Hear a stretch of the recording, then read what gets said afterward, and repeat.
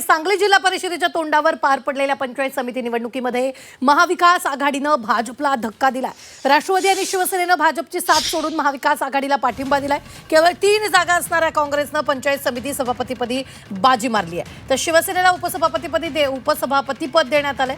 मिरज पंचायत समितीच्या 22 पैकी 10 जागांवर भाजपचे उमेदवार निवडून आले होते, त्यामुळे भाजपचा मिरज पंचायत समितीमध्ये शिवसेनेसोबत सभापती होईल आणि सत्ता येईल अशी दाट शक्यता होती।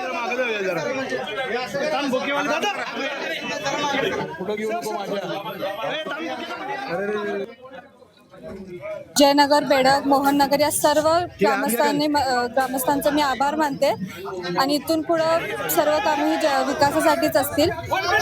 एकत्रित आम्ही मोड बांधलेली आहे। अर्थात भाजपने खूप प्रयत्न केले ही निवड होऊ नये यासाठी, आणि त्यातनं आज निवड झाली आणि दोन्ही सभापती उपसभापती हे या ठिकाणी निवडून आले। याबद्दल आम्हाला चांगलं समाधान आहे आणि सर्व सदस्यांचे या परिस्थितीत मोठे आमिष, धमक्या, वेगवेगळ्या त्रास सहन करून सुद्धा या ठिकाणी येऊन आपल्याच विचाराच्या लोकांना सभापती उपसभापती निवड